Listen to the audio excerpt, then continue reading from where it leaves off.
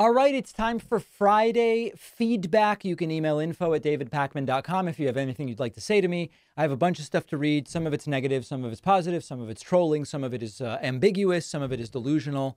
Let's just get right into it. Douglas Dingwall has one of these, and how did all of this happen, sort of moments. Douglas says, Biden has destroyed the future of young people. If you want a shot at the American dream and Biden gets another term, you can kiss goodbye ever buying a home and raising a family. Why? What's this person talking about? How did Biden do these things? Which metric shows that Biden did this? What economic policy was able to achieve this? They never say. Douglas goes on.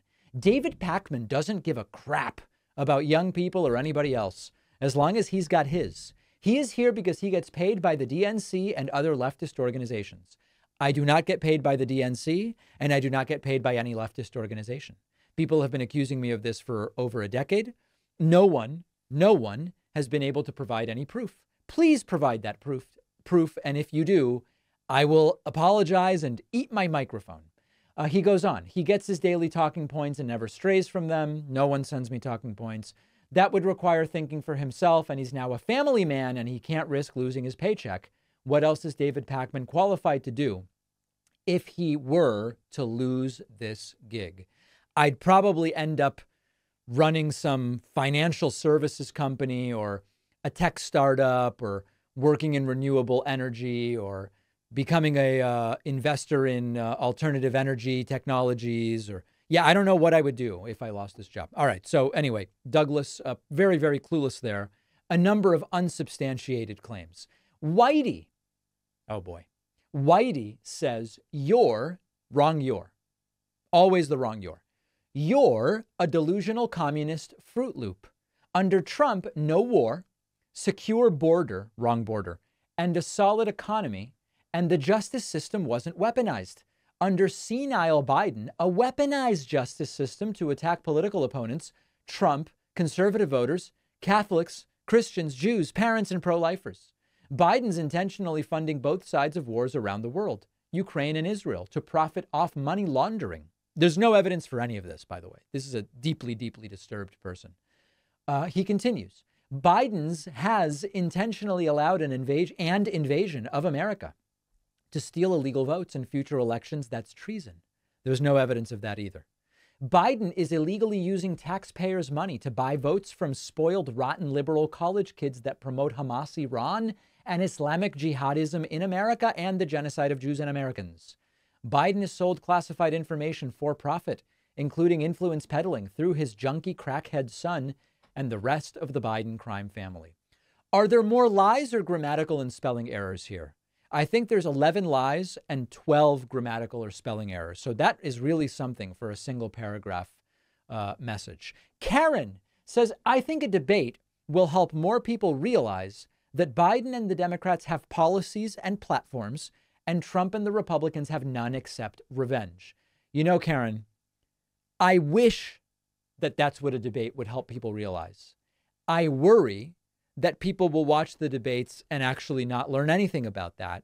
And it will just be about who had the one-liners, who had the zingers, who made the other candidate look the stupidest. But there are still people writing to me saying Biden will be dead before the debates. These are the same people who were saying he'd never make it to January's inauguration in 2021, mind you. Here's Anthony Casanelli, who says Biden won't make it to the debates. He's going down and will be replaced. Mainstream aren't running cover for him like you are. There are signs he's getting pushed out. David, Biden isn't likable. His stand-up comedy sucks. It's not funny or entertaining. We have issues in this country and people aren't in the mood for comedy from our president. You know, in 2020, they said Biden will never become the nominee. When he became the nominee, they said Biden won't make it to the debates against Trump. Then they said Biden won't make it to Election Day. Then they said Biden won't make it to Inauguration Day. Now they've said Biden won't make it to the State of the Union. Biden won't make it to the 2024 primary. Biden won't make it to the convention. Biden won't make it to the debates. Biden won't make it to Election Day. I will grant you that statistically, from an actuarial perspective, if you are in your late 70s or early 80s, the chance that you die is higher than if you are 37 years old. I grant you that. Statistically, that is true. Beyond that, all of these people have been making the same prediction for 5 years, and they've been wrong every time so far. And the idea that there's a plan to replace Biden, there's just no evidence of that. No evidence at all. We did a poll on the David Pakman Show YouTube channel about the topic of performance-enhancing stimulants. Trump has accused Biden of using stimulants. Many people who know Trump have accused Trump of using stimulants. 120,000 of you voted. Think of that. 120,000 of you voted. 46% of you believe that Trump is the only one on drugs. 8% of you believe Biden is the only one on drugs. 28% of you believe that both Trump and Biden are on drugs. And 19% of you believe that neither are on drugs. I don't even know how to interpret these results other than to say, among my audience, 36% total, about a third of my audience, believes Biden is on some kind of drug. I think the next question would be, which drug? Which drug? Douglas, again, says David Pakman is the ultimate drama queen. To David, everyone except him is unhinged, a rant, a humiliation. This one is tragic. You know, maybe you need a little humiliation in your life. It might make a man out of you. Well, Douglas, it doesn't seem to have worked with you, so I question whether it would work with me. And then just one more from Douglas. We're including a couple of these just to show you how this guy's just completely obsessed. Douglas coming back and saying, David Pakman is calling Mitt Romney reasonable, but there is no way in hell paid leftist propagandist David Pakman would ever vote for him. David is just trying to portray himself as reasonable. Well, it's always, what are my options? Between Obama and Romney, I voted Obama. That's true. Between Biden and Romney, I would vote Biden. If it were Trump versus Romney, I'm voting for Mitt Romney every single time if that's the choice. So I would never vote. Who are the options? Who are the options? Douglas goes on to say Romney is jealous. He never achieved anything near what Trump did. If Romney were the Republican candidate, David Pakman would be slamming him. That's what David gets paid to do. He gets his talking points. He runs his mouth.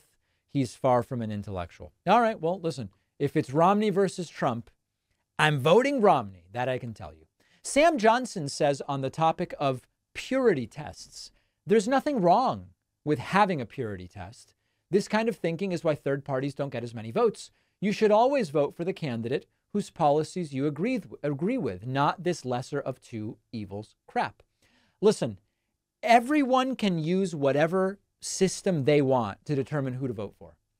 I don't impose my system on Sam or anybody else. When someone calls in and says to me, David, I'm so mad at Biden for what he's doing in Israel and Gaza. Let's assume the caller even knows what's going on there. Half of them don't, but let's assume they do. They say, I'm thinking of voting for Jill Stein. Some people would say, I only am going to consider whose policies are closest to mine. That's the only thing I will consider. If Jill Stein's policies are genuinely closer to yours than Biden's, then under your standard, you would vote for Jill Stein. Fine. Other people would have a different view. Some people might say, I look at who really has a shot and figure out who's better among those options. Because Jill Stein's not going to be the next president of the United States. Oh, I'm looking at the polling. I'm looking at common sense. The next president will be Biden or Trump. I don't want Trump to be president. So I am going to vote in accordance with making damn well sure that that doesn't happen. And thus, now the Jill Stein vote is no longer the right vote.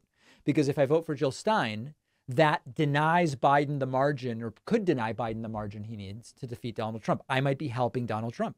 Some people are comfortable with that. So, when Sam, there's nothing wrong with purity tests. Well, Sam, you don't get to tell others whether there is or isn't something wrong with purity tests. You don't get to tell others what the right rubric is for determining who you want to vote for. People can decide for themselves.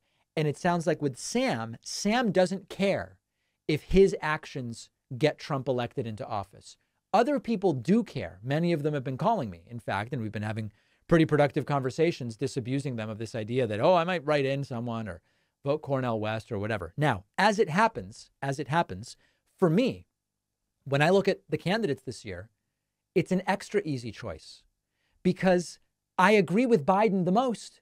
Look at the way Biden is legislated, the most progressive presidential term in how long? Jill Stein's alliance and friendship with Putin, where she sits at a table with Putin and repeats those talking points.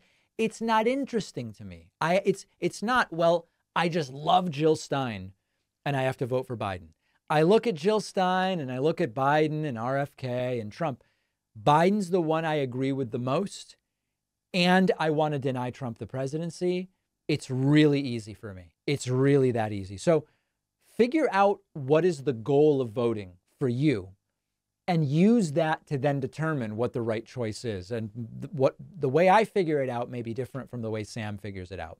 All right, info@davidpakman.com. We've got a great bonus show coming up for you. Make sure you're signed up at joinpakman.com. Otherwise, I'll see you back here on Monday.